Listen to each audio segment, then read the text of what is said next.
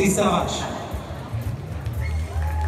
slovenský hrubosrstý stávač, nemecký krátkosrstý stávač, tajvanský krátkosrstý stávač, maďarský krátkosrstý stávač, taliansky krátkosrstý stávač a Gordon Setter. Sedem predstaviteľov 7. skupiny FCI spomedzi mladých jedincov, 7 držiteľov titulu Grand Prix Slovakia a Junior Winner 2016.